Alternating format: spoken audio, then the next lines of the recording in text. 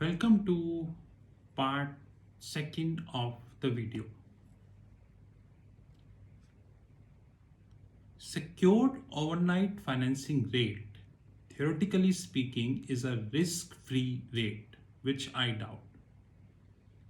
It is derived from treasury repo market, which, by the way, can easily be manipulated. Because big banks, without quoting the name, whether they are American banks or the European banks having US counterparts, they can easily manipulate that. The daily SOFR is near about or sometimes more than $1 trillion, which means a 1 bips impact is not lesser than 100 million. Which means if I'm able to manipulate this bips, which is easily, it is 100 million. Because in 2003, 2004, when many participants raised a voice against the LIBOR, the so-called British Banking Association said that LIBOR cannot be manipulated. And today, the Federal Reserve is saying that SOFR cannot be manipulated. So if we go to page number 6, we are comparing SOFR with OIS without knowing that OIS is designed as an IR structure. Of course, SOFR is also IR structure. OIS means hedging of local currency assets in local currency books in local country, which means let's take a hypothetical example. Goldman Sachs client Microsoft is looking to hedge,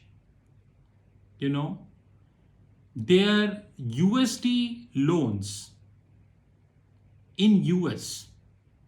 So they believe that Federal Reserve is hiking the loans, hiking the rates, and they have a float structure which would cost them a bit more, which would hit their P&L.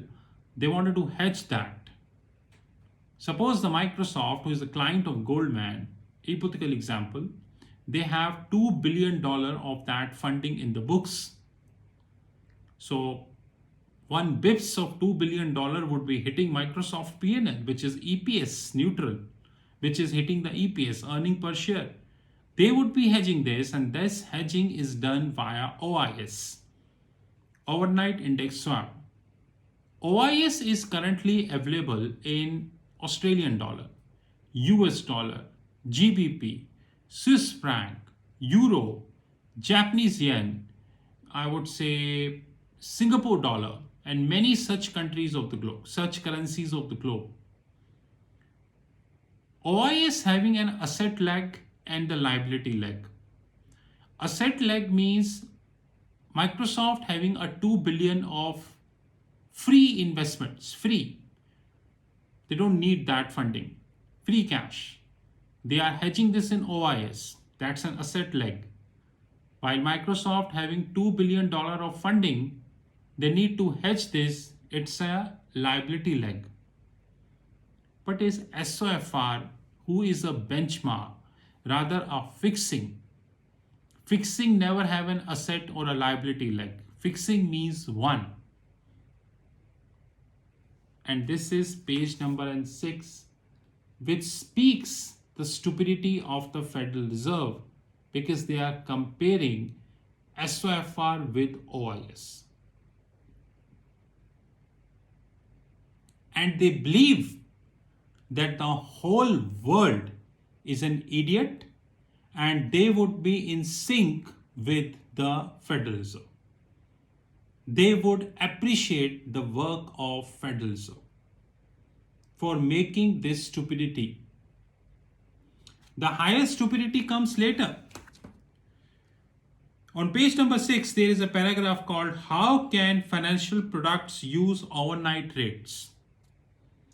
Although many market participants have become accustomed to using IBOR means interbank offer rate, they are a relatively new phenomena and the financial markets were able to function perfectly well before these rates were widely adopted. There is in fact a long history of use overnight rates in the financial instruments. In the United States, futures referencing the effective federal fund rate, which is derived from the federal fund policy rate, have traded in more than 30 years. An overnight index swap referencing effective federal fund rate traded over 20 years. It is traded 50 years. USD GBP is the the deepest OIS market in the globe. Deepest OIS market in the globe. And this Federal Reserve is not even aware about that. And we trust their policy. To continue, banks in United States also have a history of offering loans based on the prime rate, which is essentially an overnight rate or overnight LIBOR, and there have been a floating rate notes. What the hell? Floating rate notes are always issued on various benchmarks. So why did you refer that floating rate notes issued on effective federal fund rates? What the hell is that? What are we trying to cover here? Overnight rates are of several types. In Europe, we have three kinds of overnight rates. In US, we have OIS, which is the deepest. But what are we doing here? What are we doing here is the stupidity.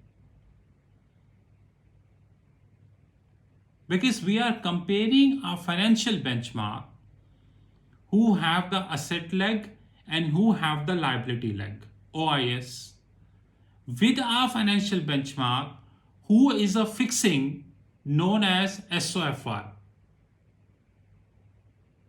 And we are trying to create a story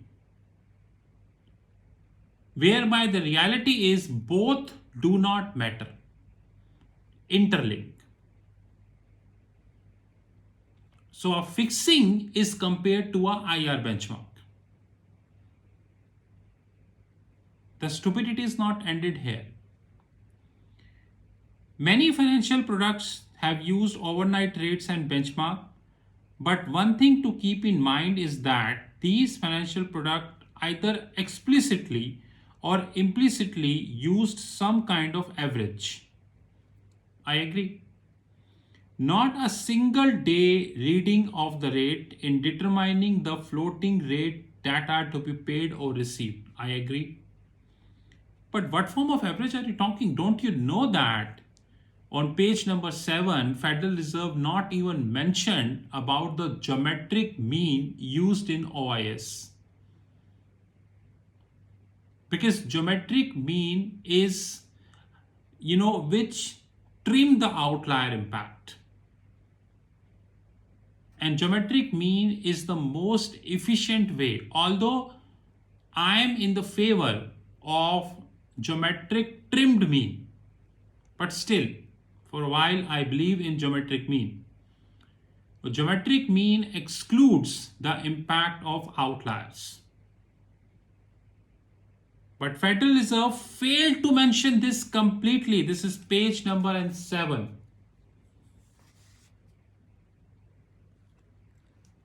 And you know what they are mentioning? There are two essential reasons why financial products use average of overnight rate.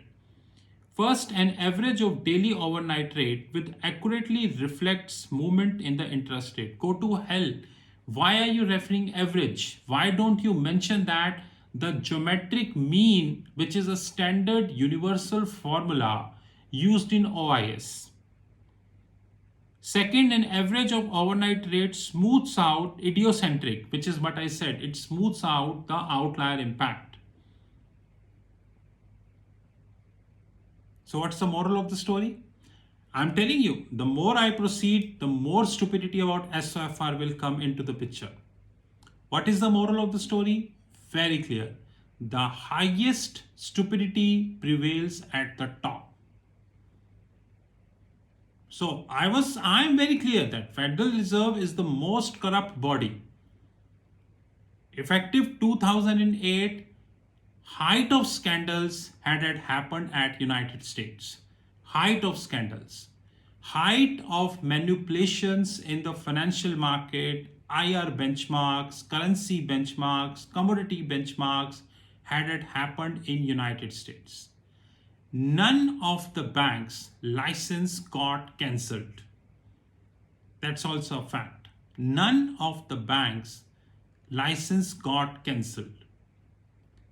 So that is very clear that Federal Reserve is a corrupt body. There is no doubt about that, because if you are an honest body, you would have cancelled the license of a bank immediately and prosecuted, but that never happened.